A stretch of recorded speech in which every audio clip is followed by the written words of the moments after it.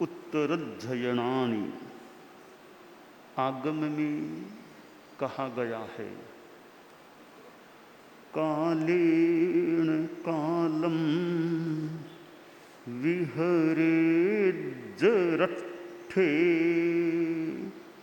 बलाबलं जानीय अपनोय शीहोव सद्देन न संत सिज्जा वयजोग सुच्चा न असभ्य माहु। असभ्य वाणी से बचे। आगम में प्रस्तुत श्लोक में बताया गया है, कालेन कालम विहरिज्जरट्ठे बलाबलम जानीय अपनो। बिहार यात्रा भी यथा औचित्य यथा अपेक्षा की जा सकती है, देशाटन किया जा सकता है, और देशाटन करने से धर्म प्रचार भी हो सकता है। देशाटन करने से कभी दीक्षाएं भी और हो सकती हैं, कहीं दीक्षाओं में वृद्धि हो सकती है। देशाटन करने से कुछ नए नए लोगों से मिलना होता है, नए नए कुछ परिवेश देखने को मिलते हैं, तो अनुभव प्रवणता भी या जानकारियां भी बढ़ सकती हैं। सामान्यतया हमारे साधु समुदाय में कि लगातार 2 चतुर्मास एक जगह नहीं करना, वृद्धा चलने में अक्षमता हो जाए, शारीरिक कठिनाई हो जाए और कोई विशेष कोई प्रयोजन हो जाए तो मान लो छोड़ दें बात को, पर सामान्यतया युवा अवस्था है, चलने की क्षमता है। एक चतुर्मास जहाँ कर दिया, अगले 2 चतुर्मास फिर वहाँ नहीं करना। 1 महीना साधु कहीं रह गया, अब अगले 2 महीनों में शेष काल में वहाँ नहीं रहना। सामान्य सी यह एक हमारे चारित्रात्मा समुदाय की व्यवस्था है। तो विहार करो, यात्रा करो। एक जगह स्थिरीभूत होकर रहना तो या तो शारीरिक अक्षमता हो जाए, जैसे सेवा केंद्र है, वहाँ चारित्रात्माएं रहते हैं, वृद्ध हैं, बीमार, कुछ अक्षम हैं, या कोई और कोई कारण विशेष परिस्थिति है, तो लंबे काल तक एक जगह रहना पड़े। बाकी साधु तो विहार करे, एक जगह जमकर के न रहे। जमकर के रहने से यूँ कोई लाभ भी हो तो हो सकता है, और कुछ साधना में बाधा भी आ सकती है। एक गांव में साधु वर्षों वर्षों तक जमकर के रहे तो कहीं शैथिल्य भी आ सकता है, संग मोह राग परिचय, और धीरे धीरे आचार में कहीं श्लथता भी, जरूरी तो नहीं कहता पर आए तो थोड़ी श्लथता आ जाए। वही बने जमे जमाए घर हैं, वहीं गोचरी करना है, वहीं उन्हीं लोगों में रहना है, तो संग परिचय की भी कोई संभावना बन सकती है। तो हमारी जैन परंपरा में यह विहार यात्रा का क्रम, चतुर्मास पूरा हो जाता है और सामान्यतया यूँ विहार कर देते हैं। मृगसर कृष्णा एकम को चतुर्मास के बाद विहार। और कोई सोचे भी मुहूर्त कैसा है एकम को, कि दूज को करें, तीज को करें, चौथ को कर दें, जो भी दिन है एकम का विहार कर दो। हाँ, उस दिन में देख लो, दुगड़िया देखना हो तो देख लो, कौन सा ठीक है टाइम देख लो भले, पर एकम को नहीं लांगना। ठीक है स्वास्थ्य आदि तो विहार करो, एकम को आगे बढ़ो, मूर्त देख करके कर 2-4 दिन बाद में करेंगे वो नहीं। एकम तो मानो कि जैन साधुओं को मानो कि वरदान है, विहार कर दो, कोई चिंता मत करो, अपना नवकार मंत्र आदि का जप कर लो, करना आगे बढ़ो, आगे बढ़ो बस। तो ये मृगसर कृष्णा चतुर्मास पूरा हो गया, बस अब आगे बढ़ो। तो एक जगह है लंबे काल तक जम करके नहीं रहना, सामान्यतया, विशेष प्रयोजन है तो ठीक है कोई। तो आगम में कहा गया कालेन कालम विहरिज रट्ठे, राष्ट्र में विहार करो, विहरण करो। बला बलम जानिय अपनो, ये अपने बला बल का परीक्षण कर लो, निर्णय कर लो। बला बल, बल अबल, शक्ति कितनी है, दुर्बलता कितनी है वो देख लो। कितने दूर जा पाओगे, 800 किलोमीटर, 1000 किलोमीटर, 1500, तुम्हारी शक्ति देख लो पैरों की और की चलने की। तो अपना बलाबल परीक्षण कर लो। और जैसे बड़ों का इंगित हो, निर्देश हो, आचार्य हैं तो उनका जो फिर इंगित निर्देश उसको ध्यान में लो। तो बलाबल तो हमें अनेक परिप्रेक्ष्यों में देखना चाहिए, यात्रा में भी देखना चाहिए बलाबल कैसा है। खुद का तो ठीक है, पर साथ वालों का भी थोड़ा देख लो, उनका बल अबल कैसी क्या स्थिति है। जो साथ ही प्राय रहने वाले हैं तो उनका भी देख लो कि उनकी चलने की क्षमता कितनी है, कैसी है। तो बलाबल देखकर राष्ट्र में विहरण करना।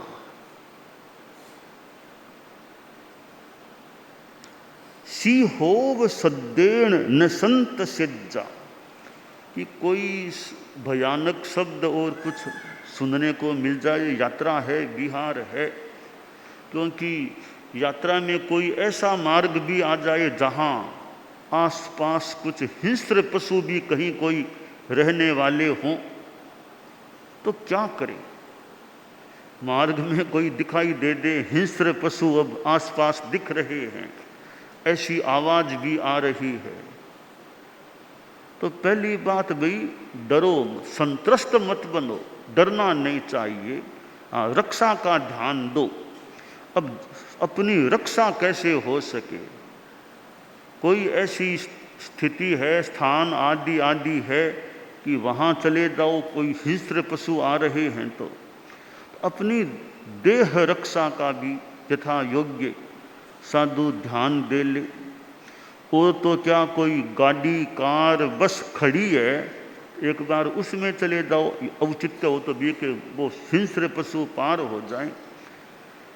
तो यह अपनी देह रक्षा का भी ध्यान यथा योग्य दे लेना चाहिए और डरना नहीं। हालांकि आदमी है, भय भी लगने लग सकता है, कोई ऐसी भयानक स्थिति आ जाए तो डर भी लग सकता है, तो डरो मत।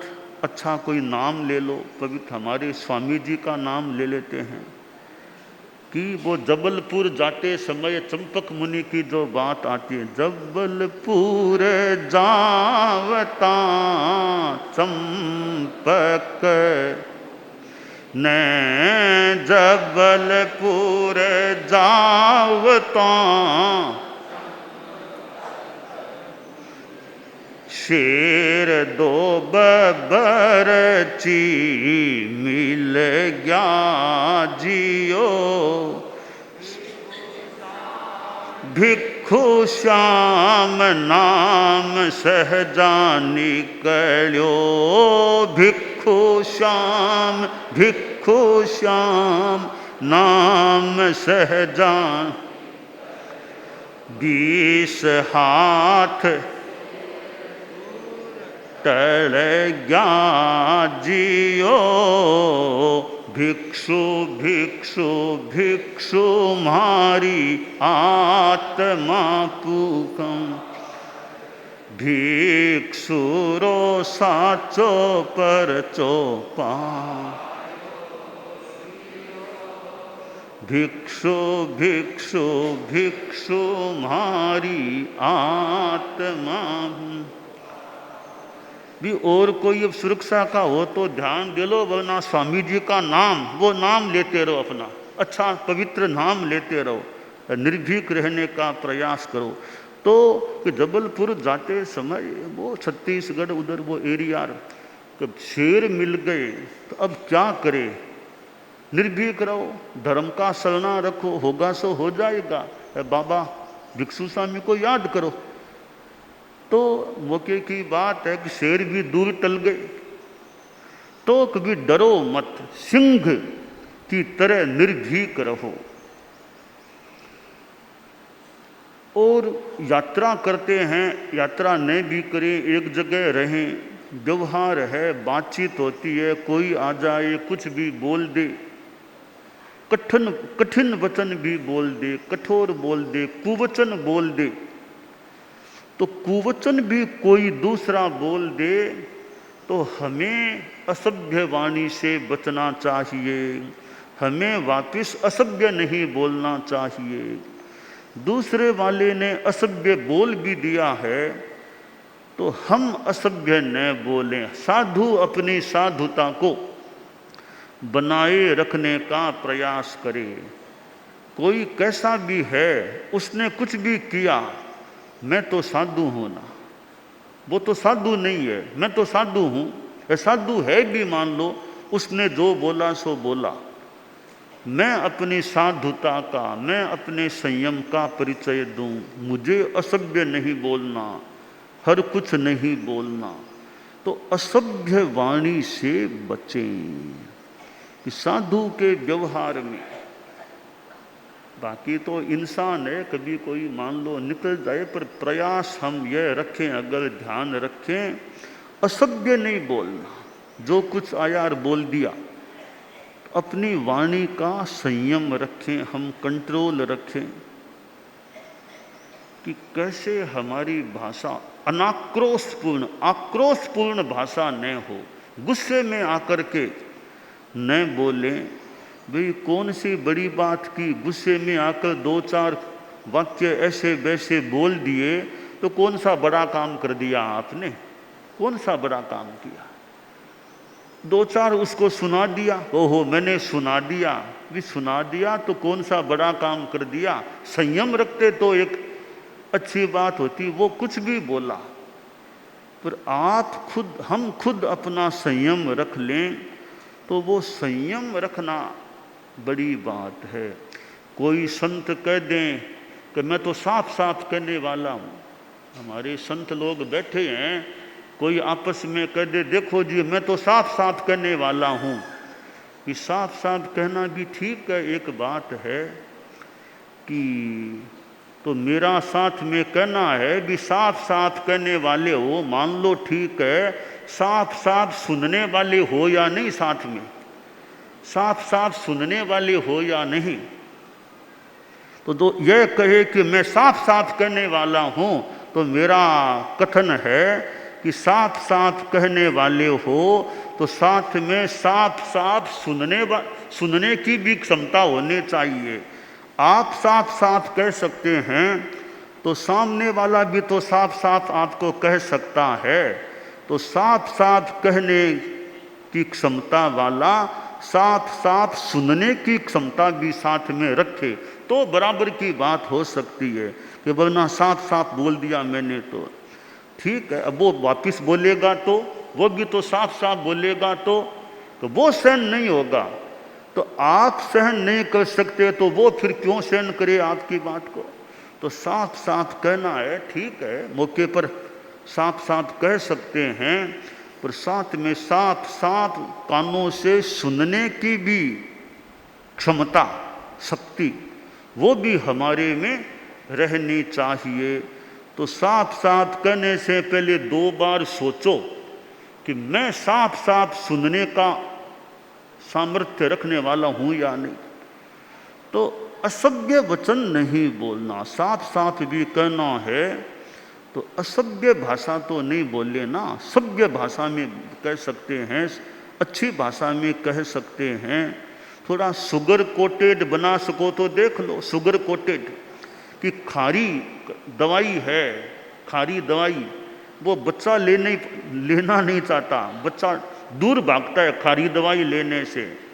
तो बच्चा खारी दवाई नहीं ले सकता, अगर शुगर कोटेड उसको बना दें फिर बच्चा मीठी मीठी लगेगी, आराम से दवाई ले लेगा। तो ठीक है, बच्चे को शुगर कोटेड कुछ बना करके दे दें। तो हमारे कोई छोटा साधु के खारी दवाई नहीं लेना तो लोग थोड़ी शुगर कोटेड कोई बना के दे दे छोटे साधु को, वो ले ले दवाई।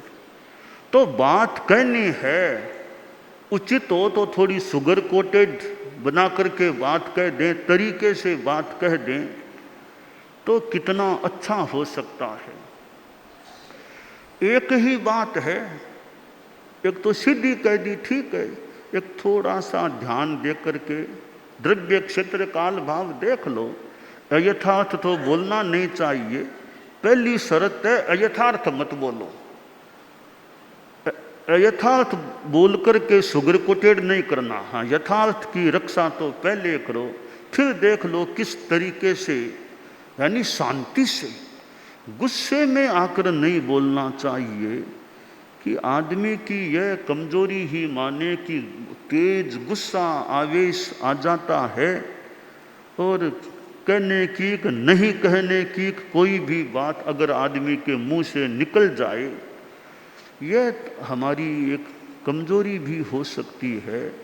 तो शांति से कह, गुस्सा नहीं करना, हाँ कठोर बात कह दो, कड़ी बात कह दो, साफ बात कह दो कहनी है तो, पर गुस्सा मत करो, थोड़ा धैर्य रखो, धीरज रखो, शांति रखो, सामने वाले की बात पहले सुन लो अच्छी तरह, बाद में जो कहना हो कह देना, शांति से कह सकते हैं। असभ्य वाणी से बचें, असभ्य शब्द गुस्से में आ गया और असभ्य कुछ बोलना शुरू कर दिया तो हमारी यह भाषा है वह अमृतोपम, अमृत के समान भी मान लो बन जाए और विष के समान भी बन सकती है, जो एकदम मन को चोट पहुंचाने वाली ऐसी मर्म भेदी बातें कह कह करके किसी को दुखी बनाने का दुर्भावना से प्रयास नहीं करना चाहिए। तो एक साधु जो चिंतनशील है, अच्छा है, शांत स्वभाव का है, व्यवहार कुशल है, अब यह व्यवहार प्रशिक्षण, व्यवहार कौशल का प्रशिक्षण, उस कैसे बात करना, कैसे बोलना, यह भी तो एक व्यवहार का प्रशिक्षण है। कैसे बात करना, कैसे बोलना। अब कोई छोटा संत वंदना करने आया है, उसको देखते ही नहीं हम, अगर यानी काम में मन लग है कोई तो उसको देखा ही नहीं, छोटा साधु आया है वंदना की है। एक भी छोटा साधु आया है तो बड़े तो माहित है, एक बड़े तो मानो माहित है, छोटा साधु थोड़ा देखो तो सही, थोड़ा बहुत उसकी ओर देख लो, छोटा साधु आया है वंदना करने के लिए। ये व्यवहार कौशल की बात है। थोड़ा जिकारा देना, साता पूछ लो भी कैसे है, ठीक है, थोड़ा व्यवहार जितना उचित लगे व्यवहार निभा लो। तो ये व्यवहार प्रशिक्षण कि बड़े संत हैं, रास्ते में मिले हैं तो मथेन बंदामी कर लो, बड़े संत मिले हैं, एकदम पास में से निकलते और देखते ही नहीं और हाथ भी नहीं जोड़ते हो, ऐसा क्यों? बड़े संत हैं, हाथ जोड़ो, मथेन बंदामी, मस्तक हो सके तो झुकाओ, फिर आगे निकलो। तो यह व्यवहार प्रशिक्षण की हमारे यहाँ परंपरा में, ग्रंथों में भी कुछ ऐसी व्यवहार प्रशिक्षण की बातें हमें उपलब्ध होती है। वंदना करना भी तो व्यवहार प्रशिक्षण है भाई। 24 घंटों में संभव हो सके, ज़्यादा संख्या नहीं हो चारित्र आत्माओं की, तो जो मिल जाए 24 घंटों में एक बार वंदना कर सको तो देख, एकदम जरूरी तो नहीं है। पक्षी को तो थोड़ा ज़्यादा जरूरी है, पक्षी के संदर्भ में तो वंदना खमत कामना करना सामान्यतया। बाकी जो मिल जाए थोड़ा देख लो, बड़े संत हैं तो सुबह एक शाम जब मौका लगे एक बार उनको वंदना हो जाए, अच्छी बात है, बड़ों को वंदना हो जाए। ये व्यवहार प्रशिक्षण है कि मेरे से जो बड़े हैं, मेरे से जो बड़े हैं, रत्नाधिक हैं, उनको 24 घंटों में एक बार थोड़ा अच्छी तरह वंदना कर लें, अनुकूलता हो तो कर लो, बाकी तो मौके मौके की बात है, प्रोटोकॉल भी होता है। अब मान लो युवाचार्य जी हों कि वो भी जाओ वंदना करो, ऐसी उम्मीद अपेक्षा नहीं रखनी चाहिए। कोई युवाचार्य जी हों वो आ करके वंदना करेंगे, ऐसी अपेक्षा भी नहीं होनी चाहिए कि किन किन को, बहुत बड़े संत हैं, किन किन के पास जाकर वंदना करेंगे। तो उनका अपना प्रोटोकॉल है भाई, पक्षी को कर लो एक दिन, और कभी मिलना हो गया तो कर लो, ताकि युवाचार्य जी हों और रोज या घूम घूम करके सबके पास जाएं, संख्या भी बहुत है बड़े संतों की, तो कोई ज़रूरी नहीं है। वो अवसर देखा जा सकता है भाई किस रूप में, एक जगह बैठे बैठे ही कर लो, और नहीं तो बैठे बैठे ही वंदना, अपनी जगह पर ही वंदना कर लो।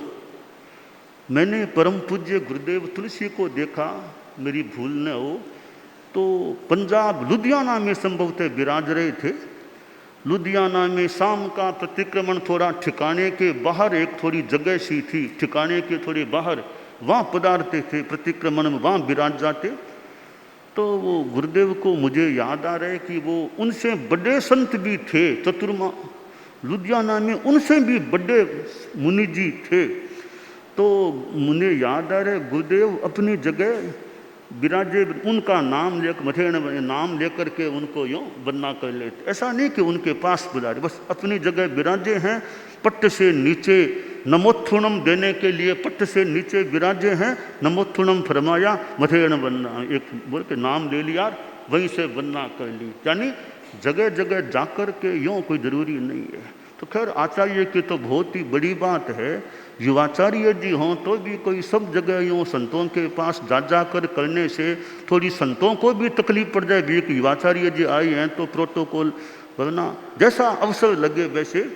तो ये व्यवहार प्रशिक्षण की चीज़ें हैं जिनमें प्रोटोकॉल भी देखकर, औचित्य भी देखकर, जैसे जितनी अपेक्षा हो कि बड़े संत आ रहे हैं तो सबके सामने युवाचार्य जी सबके सामने जाएं, ये कोई ज़रूरी नहीं है। बड़े संत आए छोटे सबके विहार करें तो पहुंचाने जाओ, तो युवाचार्य जी सबको पहुंचाने जाएं, यह कोई आवश्यक नहीं, अपेक्षा नहीं। कभी कोई मौका टोका हो तो देख लें, विशेष अब संदर्भ देख लें, अलग बात है। बाकी कोई युवाचार्य हर संतों को पहुंचाने के लिए जाए, सबके सामने जाए, यह इतनी अपेक्षा संभवतः नहीं होती है। तो वो द्रव्य क्षेत्र काल भाव प्रोटोकॉल देख करके कभी युवाचार्य जी हैं तो उच्च स्थान पर हैं, और आचार्य प्रवर के ठीक बाद, आचार्य प्रवर के ठीक बाद यानी दूसरा स्थान धर्म संघ में उनका होता है।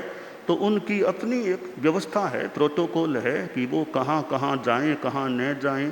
तो वो एक व्यवस्थित क्रम अपना रहे कि किसके सामने जाना, कहीं जाना हो, कहीं आचार्य श्री का इंगित है तो सामने चले गए, या औचित्य विशेष लगे तो पहुंचाने के लिए विशेष कोई इंगित हो या संदर्भ हो तो चले गए, वरना बहुत दूर कोई आगे पहुंचाने के लिए जाना भी इतना अपेक्षित न हो।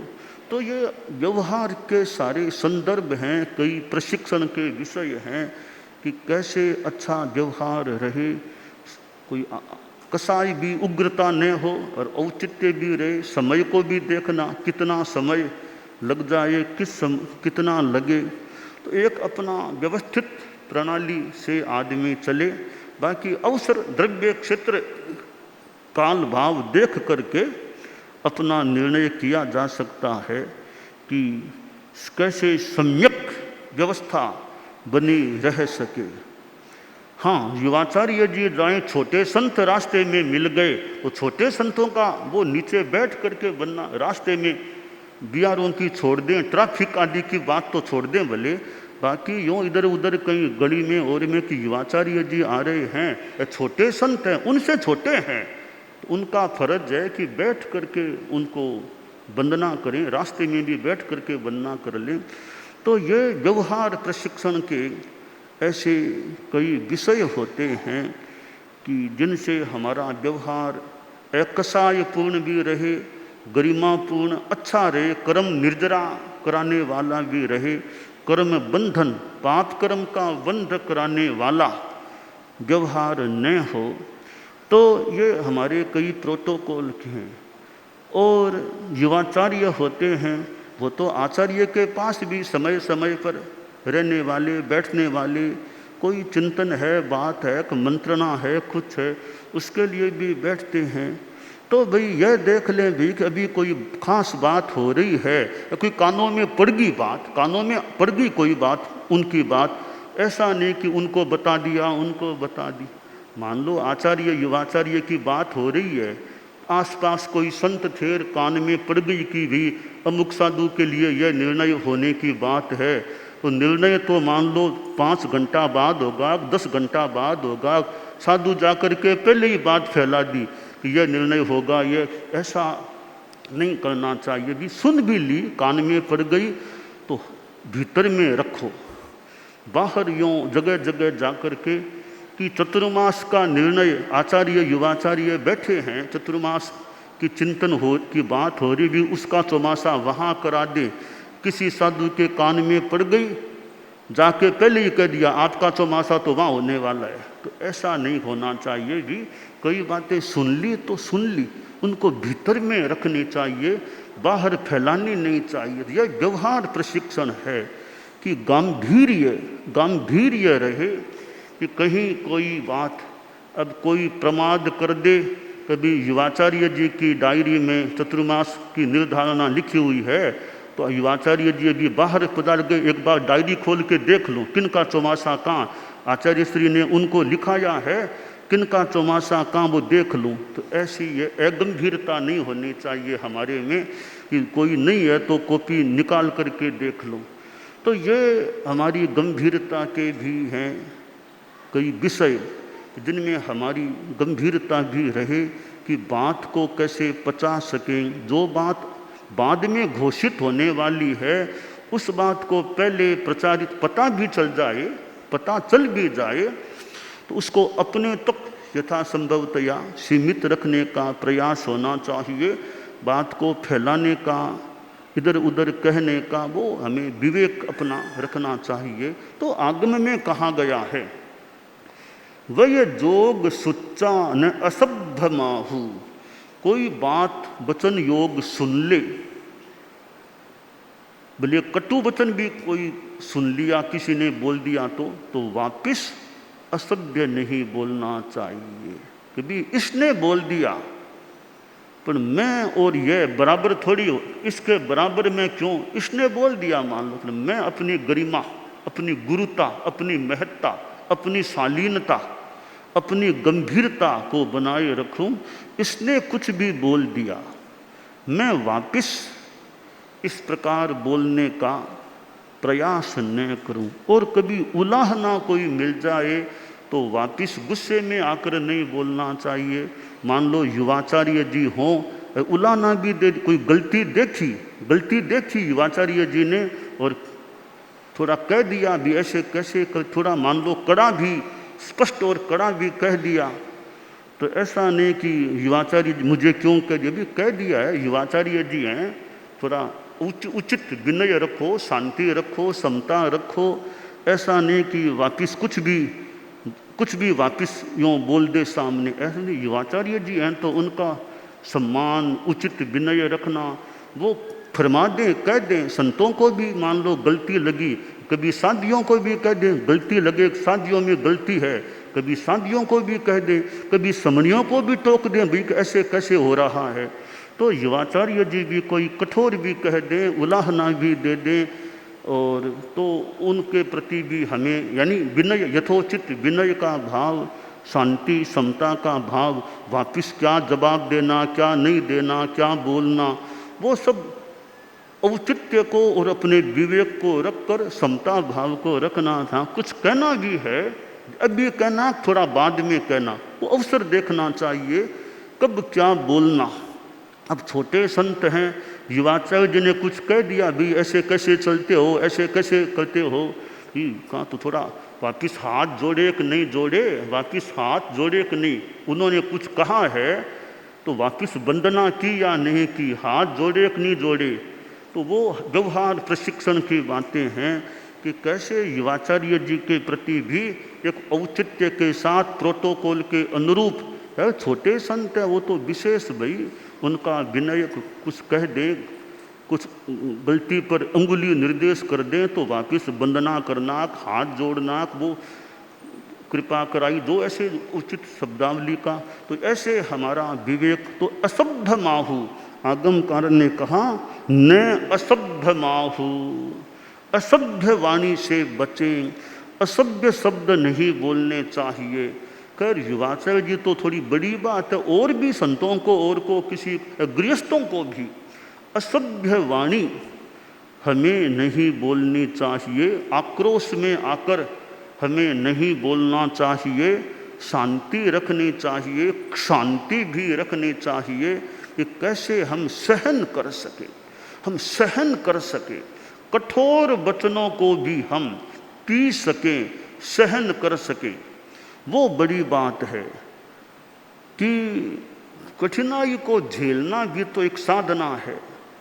महान वह होता है जो विष को पीना जानता है, महान वह होता है जो विष को पीना जानता है, आने वाली हर सांस को जीना जानता है, आने वाली हर सांस को जीना जानता है। बातों में माहिर कई मिलेंगे दुनिया में, बातों में माहिर कई मिलेंगे दुनिया में, पर सम्मान वह पाता है जो समर बेला में सीना तानता है, सम्मान वह पाता है जो समर बेला में सीना तानता है। तो विष को भी पी लो, विष मतलब कठोर शब्द हैं, किसी ने कटु बोल दिया है तो उसको भी पी लो, शांति रखो। सहन करना बड़ी बात है, निर्जरा का धर्म का काम है सहन।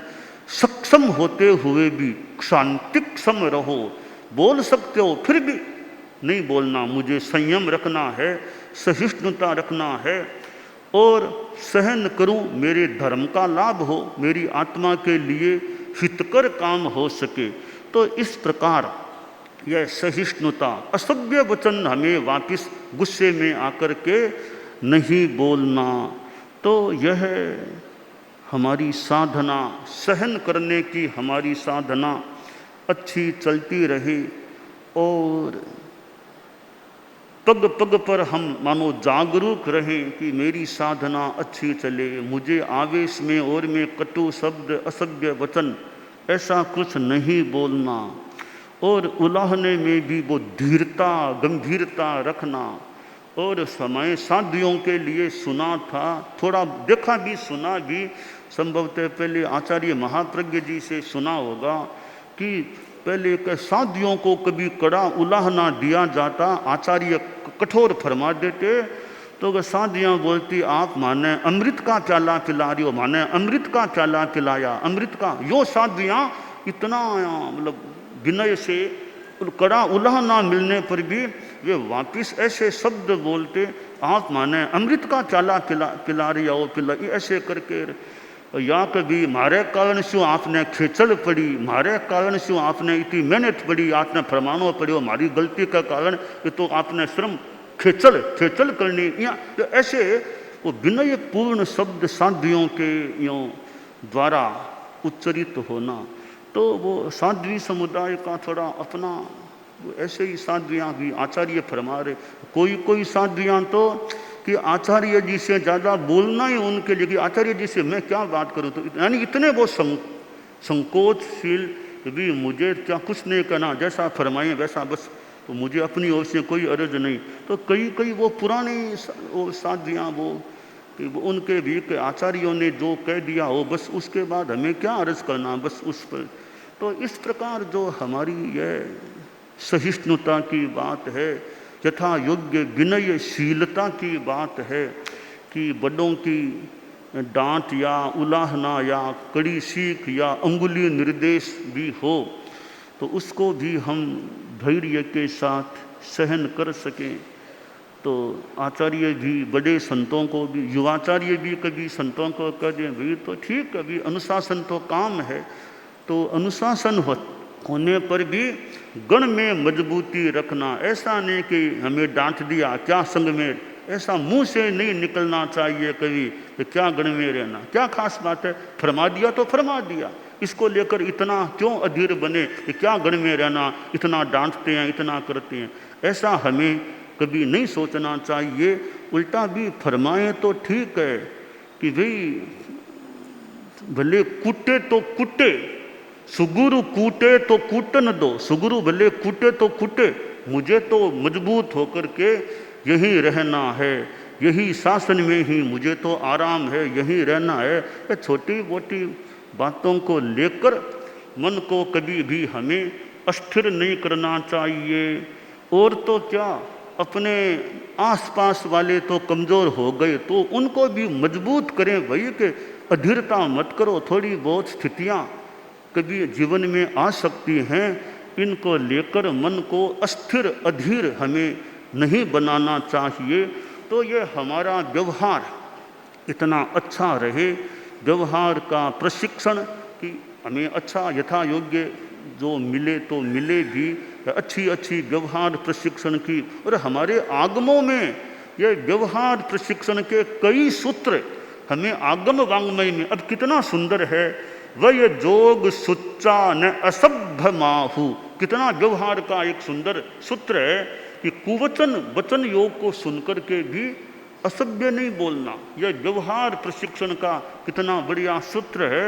वो कोई संकलन करे कि आगम में व्यवहार प्रशिक्षण के सूत्र, आगम वांग्मय में व्यवहार प्रशिक्षण के सूत्र, कोई ऐसा शोध करे तो 32 आगमों में देख, एक उत्तरध्ययनानि आगम में, एक 10वें आलियम में देखो तो कितने सूत्र हमें व्यवहार प्रशिक्षण के मिल सकते हैं।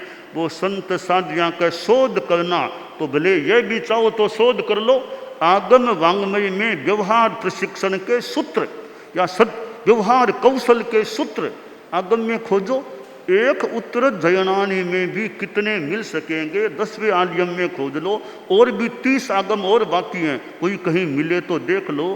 तो आगम वांग्मय में भी हमें व्यवहार कौशल के सूत्र प्राप्त हो सकते हैं। हम अपने व्यवहार को कसाय मुक्त रखने का, आक्रोश गुस्सा फालतू न आए, ऐसी हमारी साधना अच्छी रहे, यह काम्य है।